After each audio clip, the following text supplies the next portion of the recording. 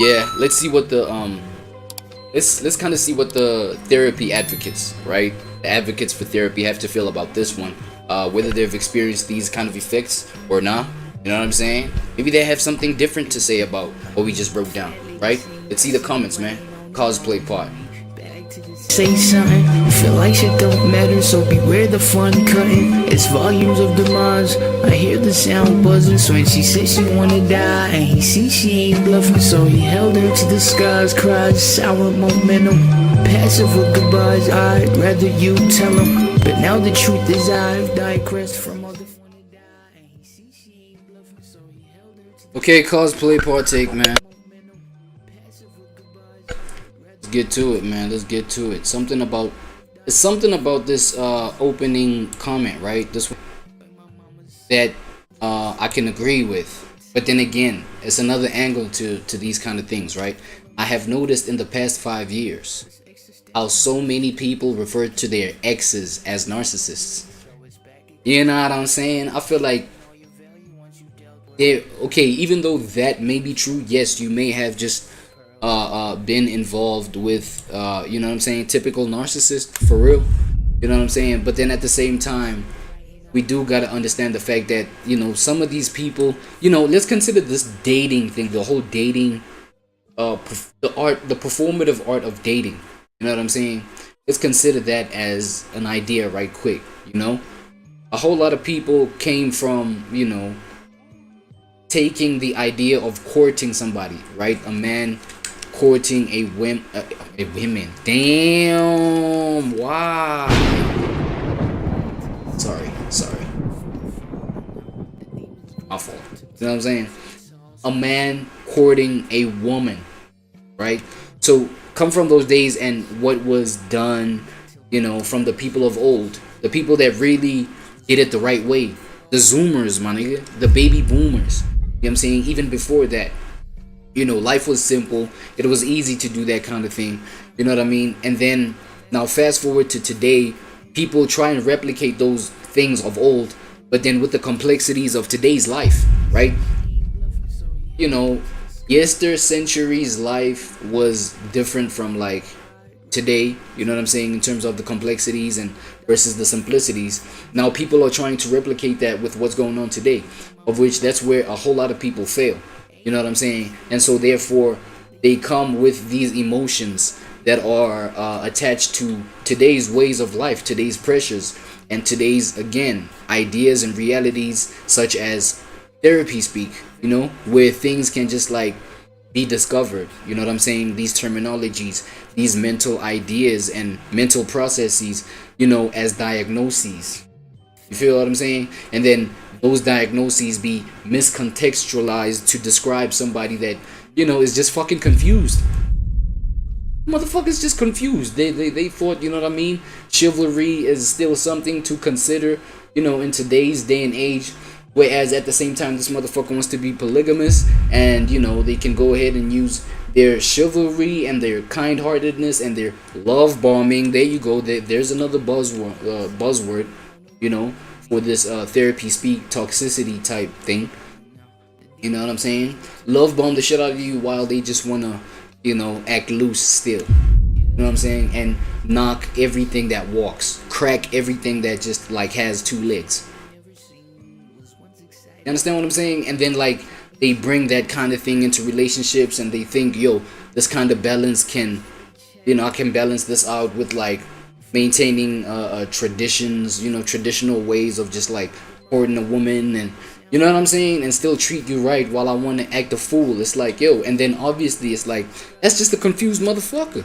Maybe with the intentions that he does have, he just needs to go through more experiences in life for him to understand that, yo, this is not how you do things when we talking about courting a woman versus when we talking about dating a woman. I feel like there's a difference in those two things. 2026, dating and courting. Dating, you know, for me, it's like dating is one of those things I'm here for a good time, not a long time. Courting is literally, you know what I'm saying, be here for the long haul. Like, I've got these serious intentions for you and blah blah blah, you know, the whole thing. So it's a whole bunch of young misguided misunderstanding, because it's also a misunderstanding of, you know, your own partner. You know what I'm saying? Thinking that, yo, he may have had real intentions for you. Well, he was confused. He doesn't even know what pure intentions, you know, that term means, right? So he's just like you know, he's just confused. Now what? He's a narcissist? There's that, ladies and gentlemen. You know what I'm saying? So yeah, that's all I wanted to say off of that. I have experienced a sudden evacuation into my trousers. What? Dude, you shit your pants. Oh yeah, yeah, nah, I get it. You know, using this language to sound smart when you actually have, you know, exposed the fact that you are retarded.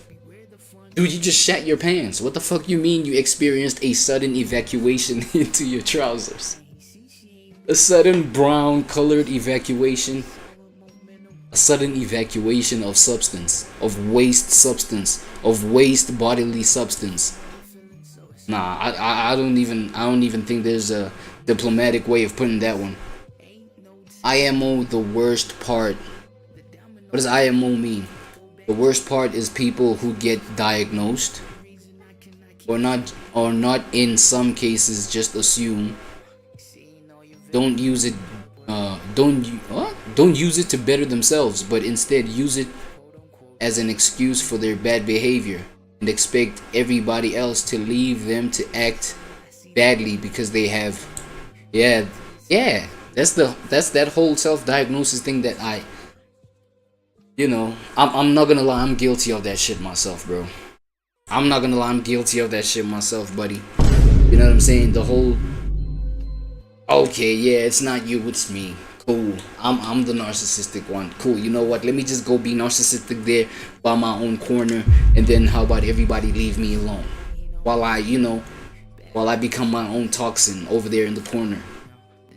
Like, no. Okay, I don't know where I adopted that, but you know, I feel like it does come from the whole, you know, preferring to be by myself.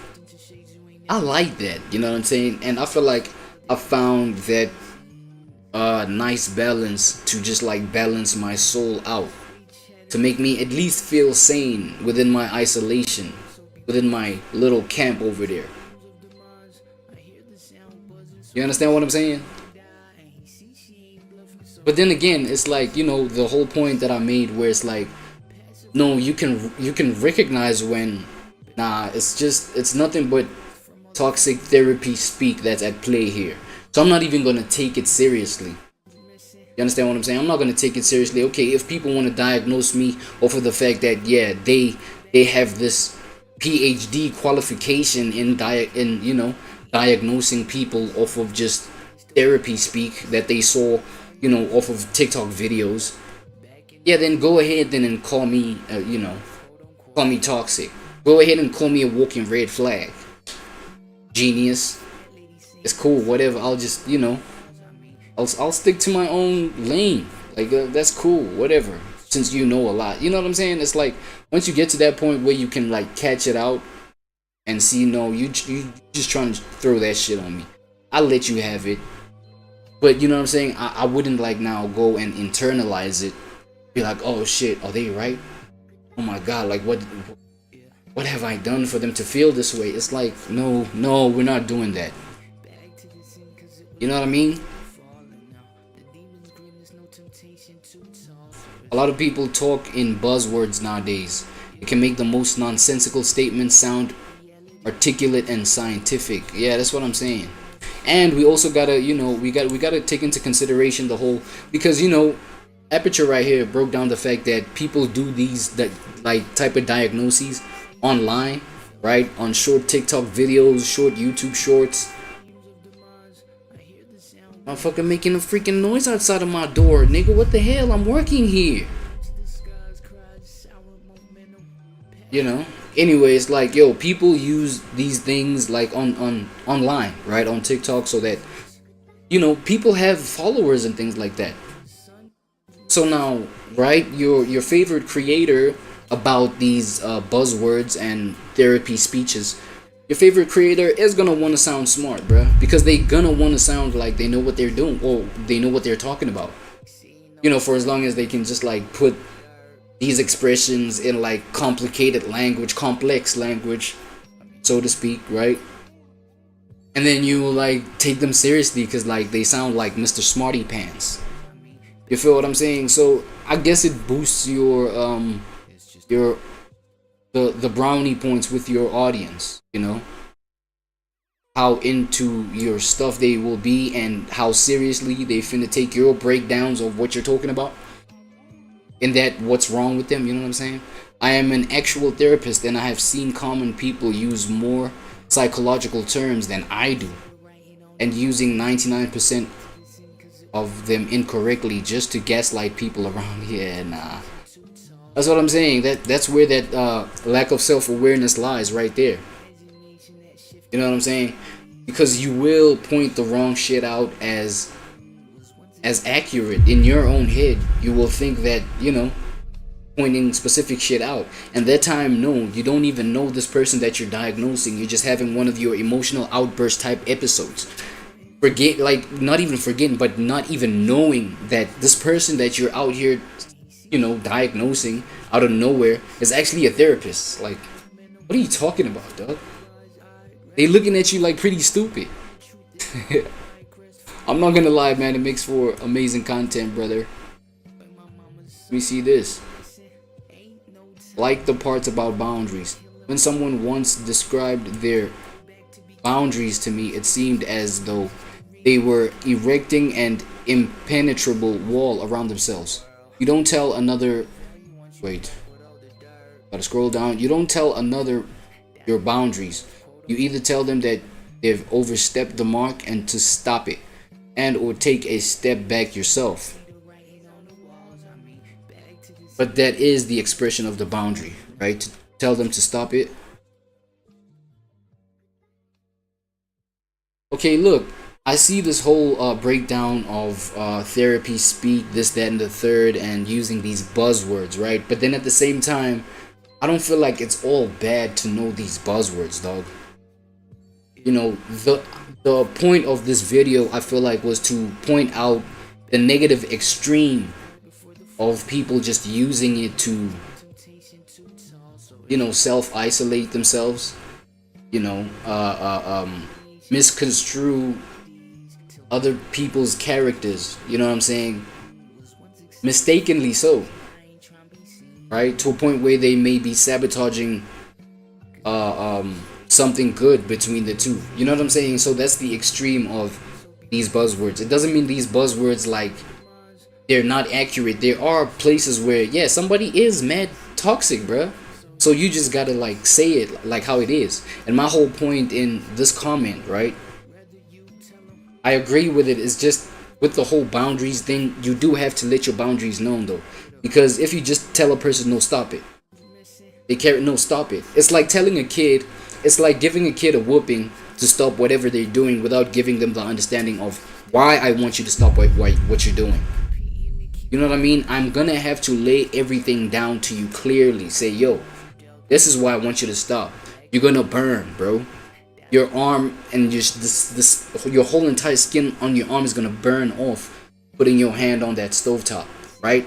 And then now look at what's gonna happen. We're gonna need to call emergency services, right, to come and deal with this issue ASAP. And they might take their time. They, you know, traffic, things like this. They might have an accident on the road. I don't know. You know what I'm saying? Because, anything's possible. You know what I'm saying? And then they might have to dispatch another one. And now it's more time gone. And now the nerves on your arm are literally dying slow. You know what I'm saying? To a point where they might just be totally disintegrated. Totally just like fried. You know, to a point where now you don't have an arm. Would you like that? You know what I'm saying? And W2, you know, the innocence of kids. Because now an innocent, you know, the innocence of kids would make a statement like that. It would make them take it seriously, to be like, yo, no, I don't want that, because, you know, they understand the imagery. Their imagination is still like crispy, vivid. So you give the understanding. You know what I'm saying? You don't just say, hey, stop, or you just remove yourself from the situation. You know what I'm saying? It's like I'm trying to avoid a bigger catastrophe here from happening, what I'm saying, by making clear my boundary. You understand what I'm saying? But like, I get the fact of, you know, just even building a wall, and a big ass impenetrable wall, without giving understanding. You know what I mean? I feel like that sensitizes your curiosity. It's like one of those situations where when you were younger, you'd be like, yo, why can't I go across that road? Just because I'm young? Why? No, why? No, why? No, let me do it. And then you fucking go do it. All because of curiosity, you feel what I mean? So giving understanding, yo, you will die. Ish. In GTA. TOS. I was diagnosed with autism and severe ADHD in '96, and later also BP1. Is that bipolar? It's extremely irritating when people say things like, I forgot, I'm so ADHD. I've nearly burned down a house multiple times. Damn. Oh shit, yeah. Now I get the fact that, you know, even the misuse of the, again, bro, we are looking at the negative extremes of these therapy speak buzzwords. You know what I'm saying? These buzzwords do come from somewhere. And, you know, this commenter right here, you know what I mean? They've been, you know, medically diagnosed with autism and severe ADHD. They nearly burnt down a house multiple times. Cooking. Because of, you know what I'm saying? So it takes away from, you know, people who really be having these states of mental unhealthiness. You know what I'm saying? It diminishes, like, you know, the validity of what they're really going through. Because now, okay, imagine everybody at work, like you're a business owner, and you know you've employed a whole bunch of people to work for you, and now all of a sudden you're hearing this excuse, oh no, I just got ADHD, boss, I'm sorry, that's why I made this mistake. Oh no, I just, you know, it's my I'm on the spectrum, you know, things like that, you know, miscontextualized though. You understand what I'm saying? Maybe they self-diagnose themselves and they just using that just to pacify their own ignorant behaviors at work. You might look at that and be like, nah, this is actually fucked up. And you might get to the bottom of it and be like, yo, that's actually fucked up that people are using these excuses. But then you get somebody like this who really got that ADHD, that autism, who's really, you know, going through it like that. And when they tell you something, you might just be quick to dismiss it as well.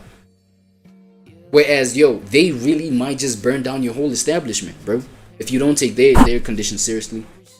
You know what I mean? So I see where it kind of just like, it fucks it up for everybody else. It fucks it up for the people who really are going through these conditions for real.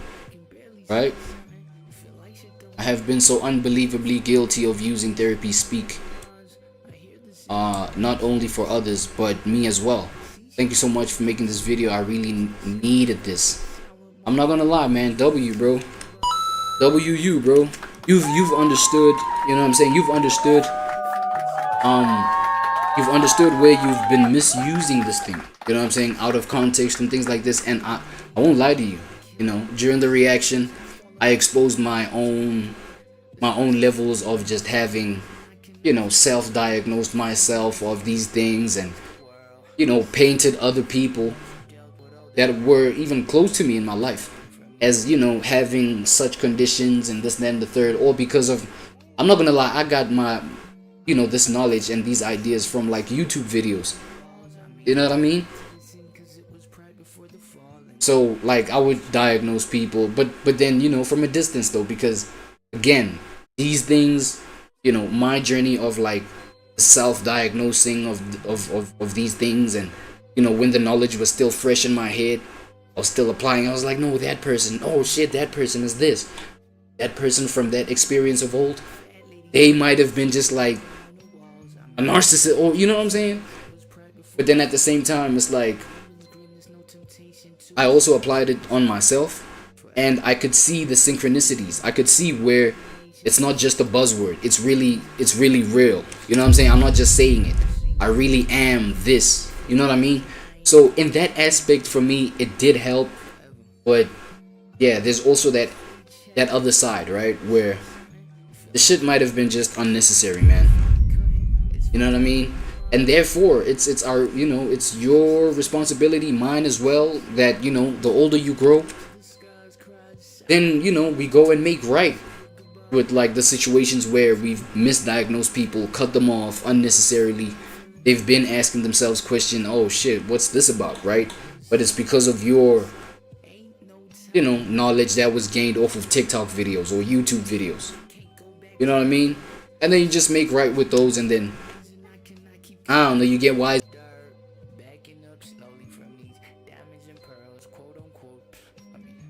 Oh shit, yeah, the trauma bonding one. Okay, cool. Wait, let me read this. Let me just position it proper. Oh, this makes me think of how people misuse the term trauma bonding to refer to their normal human behavior of talking about and bonding over shared traumas and experiences.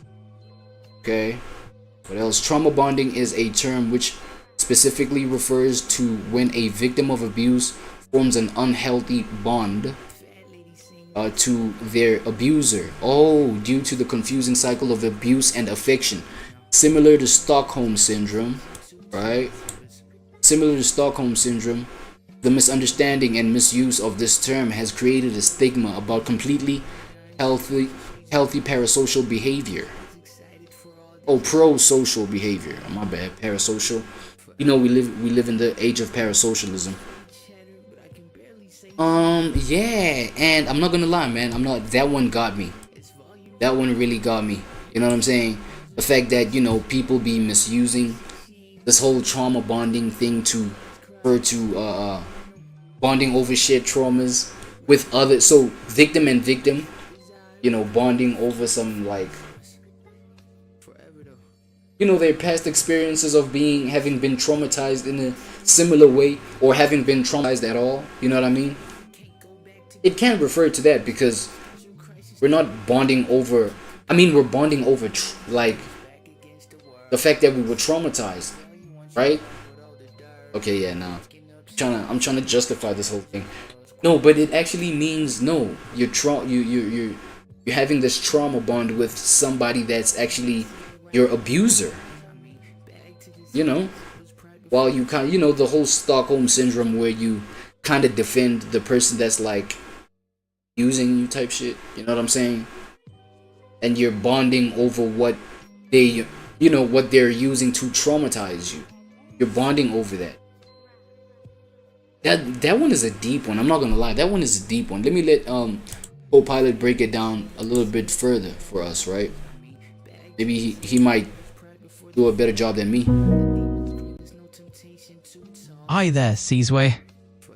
Yeah, so just break down a real What life. I'm seeing on your page. Oh, stop doing that shit. Let's go one more time. Hello, Seasway. Yo, break down the real life example of trauma bonding for me. Oh my god. Fuck, I gotta update this motherfucker, bro. Hello, Seasway. What is trauma bonding? It looks like you're currently on the Co-Pilot. Yo, Co-Pilot, what is trauma bonding?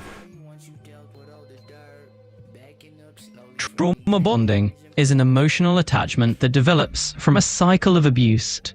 Essentially, it means feeling attached to an abuser because the relationship goes through repeated cycles of harm, followed by periods of affection or remorse. Makes it very hard for the abused person to leave, as they become reliant on the moments of kindness and hope for change.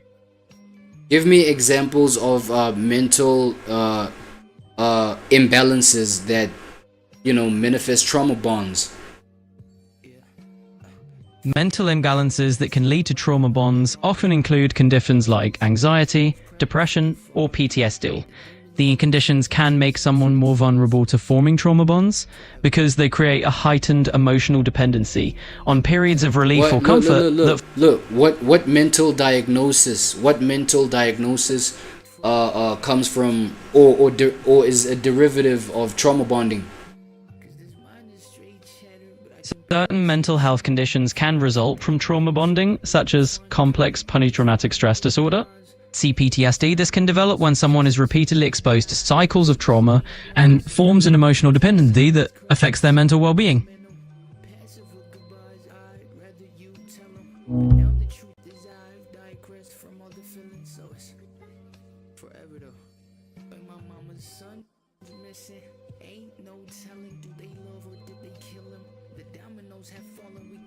Yeah, man, we're you know, we're in a generation, or we're in a time where everybody's finna be a smarty pants.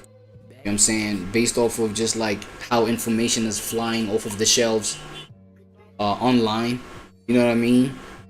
Little small bite sizes. I'm telling you, like, these youngins finna be like world class economists. You know what I'm saying? Based off of TikTok videos that spread this kind of knowledge. You know what I'm saying?